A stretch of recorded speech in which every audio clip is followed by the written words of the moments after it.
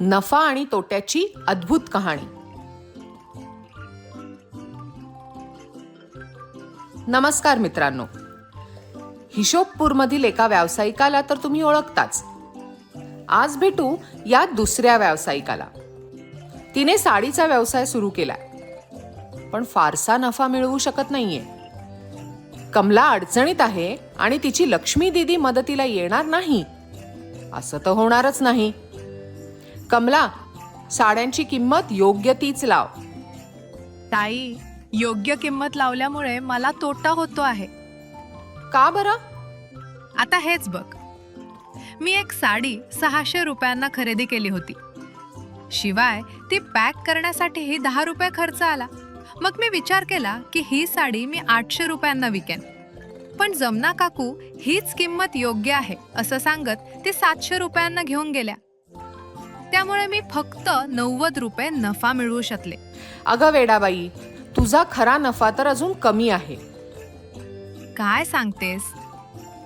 तू साडी खरेदी केली 600 रुपयाला आणि पॅकिंगचा 10 रुपये जास्त खर्च केलास. याशिवाय तू येण्या जाण्यावर पण पैसे खर्च केले असतील की नाही? म्हणजे तू एका साडीवर 610 रुपयांपेक्षाही जास्त खर्च केलास, पण तू ती विकलीस फक्त 700 रुपयांना. तर यामध्ये तुला नफा होईल तरी किती? अशाने तर माझा व्यवसाय सुरू होण्यापूर्वीच बंद होईल. व्यवसायात लक्ष देऊन हिशोब ठेवावा लागतो. साडी विकताना तू फक्त त्यावर खर्च झालेल्या पैशांचाच हिशोब केलास, पण दिवसभर केलेल्या तुझ्या मेहनतीचं काय? शहरात तर अशा साड्या 1500 रुपयाला विकल्या जातात. तू निदान 1000 रुपयाला तरी विकली पाहिजेस. ताई, पण लोक तसंच बरोबर भाव म्हणत साडी पुन्हा कमी किमतीत घेऊन जातील.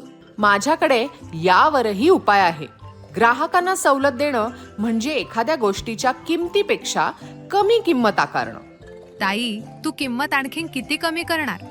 अगं, काळजी नको करूस.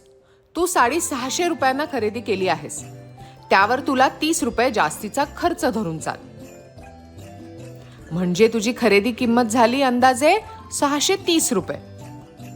आता तू त्याची किंमत 1000 रुपये लाव आणि मग त्या 1000 रुपयावर 20% सूट दे. 1000च्या 20% म्हणजे काय?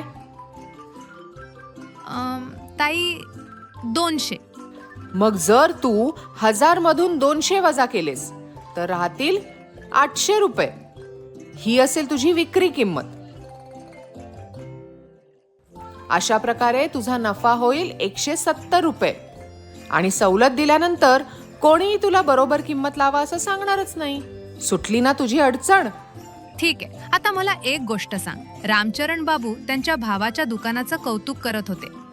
आजकाल तिथे एकावर एक मोफत अशी ऑफर चालू आहे. ते काय होतं? जर 2 समान किमतीच्या वस्तूंवर एकावर एक मोफत अशी ऑफर असेल तर त्या दोन्ही वस्तूंवर 50% सूट देण्यासारखं आहे. ते कसं? एका वस्तूची किंमत 100 रुपये असेल तर या ऑफरमध्ये आपल्याला 100 रुपयांना 2 वस्तू मिळतात. म्हणजे आपण एका वस्तूसाठी 50 रुपये दिले, म्हणजे झाली ना 50% सूट. पण यात काय फायदा?